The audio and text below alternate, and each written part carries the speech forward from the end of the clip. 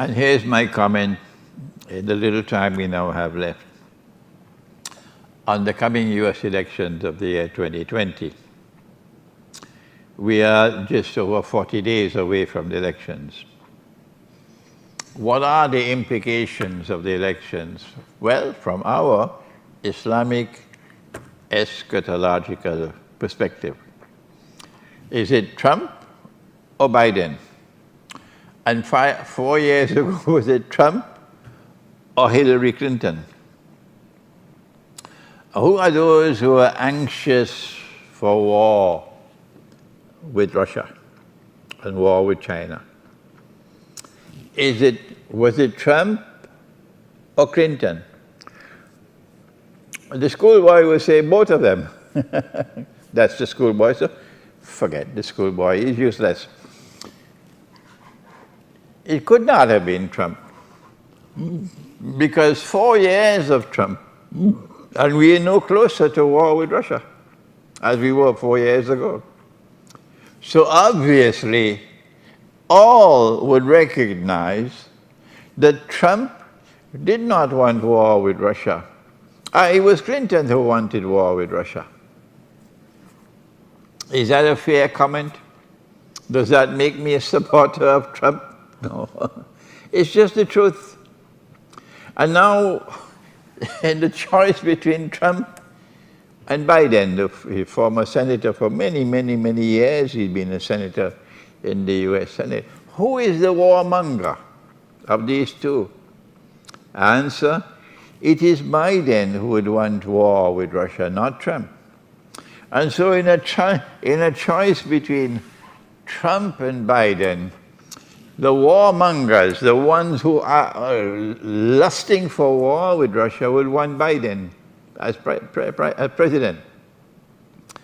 So in the event that Trump loses the election, the implication of the US elections coming up in November is that in the event that Trump loses the elections, we'll now be much closer to nuclear war. Is that a fair response? Is that a fair answer? Is that a fair analysis? I don't think there's anything wrong with this analysis at all. But you know the schoolboy. But what happens if Trump wins the election?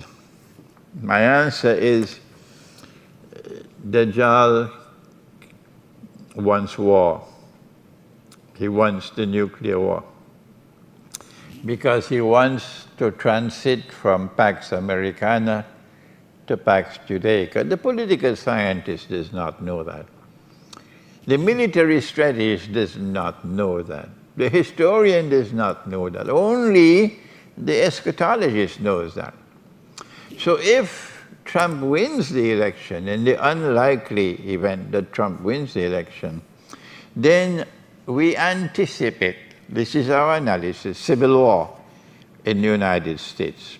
Either way, they must get what they want, war with Russia. If there's civil war in the United States, you wouldn't want to be living in the cities of the United States. No. If there's going to be civil war in the United States, if there's going to be popular unrest and anarchy in the United States, then my advice to you, of course I know the Maulanas and the Muftis, they're not going to listen to me.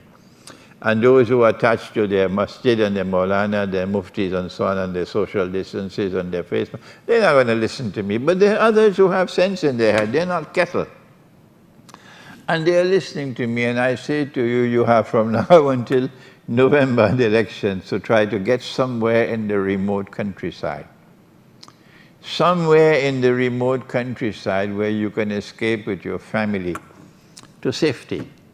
Because in the event that Trump wins the election, there's going to be civil war in the United States. There's going to be anarchy. They would not want him to be able to rule anymore. Does the Quran provide us any guidance as the world draws nearer to nuclear war? Here is this book. The Quran, the Great War, and the West.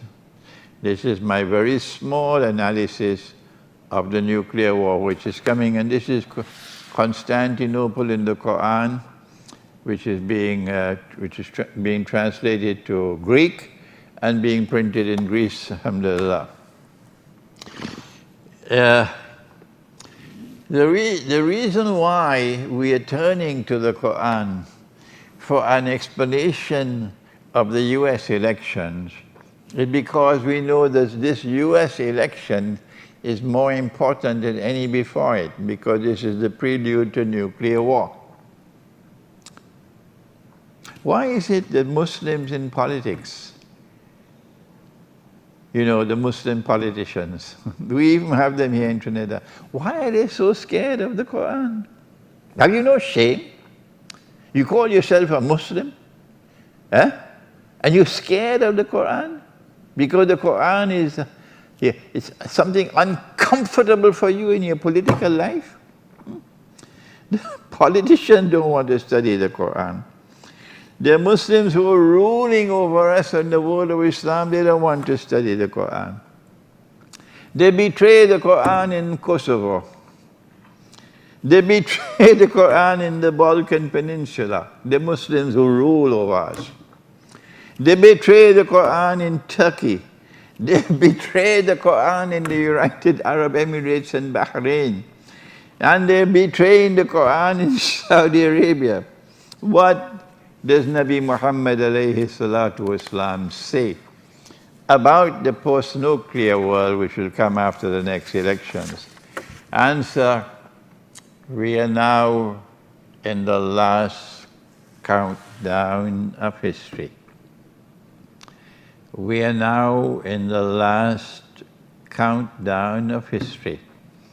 And the US elections is a significant event triggering the last countdown of history. The last countdown of history has as its centerpiece the Great War. We call it the Malhamah. Our brothers call it Armageddon. The Great War is coming and our scholars are asleep. They make no mention of it at all, not even in the khutbah, not in their public writings and the public lectures. They are silent on this subject. And this is why our Prophet said that they will be the worst people beneath the sky. مِنْ عِنْدِهِمْ تَخْرُجُ الْفِتْنَةُ وَفِيهِمْ تَعُودُ. And they will be the centers of corruption of the people. I hope they're listening to me. The last countdown of history and the US elections, because after the Great War comes the conquest of Constantinople and the conquest of Jerusalem. And let me say one thing about this, that it is a Muslim army which will conquer Constantinople. Our Christian brothers must understand this. If a Christian power attempts to conquer Constantinople, like Russia, it will trigger off civil war in the house of religion, Muslims against Christians. A very foolish thing to do, for Russia to attack Constantinople to conquer it. No, it is a Muslim army which will conquer Constantinople.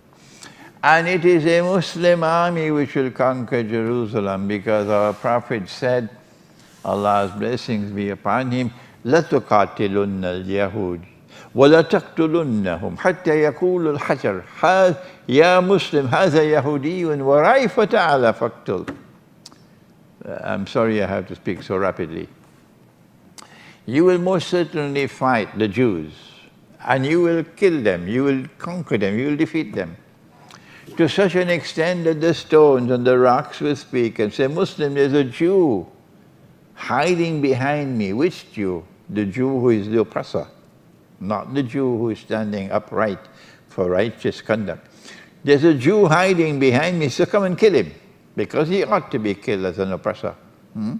So it is a Muslim army which will conquer Jerusalem, and a Muslim army which will conquer Constantinople. And so the end of history, the last countdown of history, is a time which you see the Ummah of Muhammad alayhi salatu wasalam rising once again in two parts of the world, in Constantinople and in Jerusalem. And that paves the way for Nabi Isa alayhi salam, Jesus, to return. This is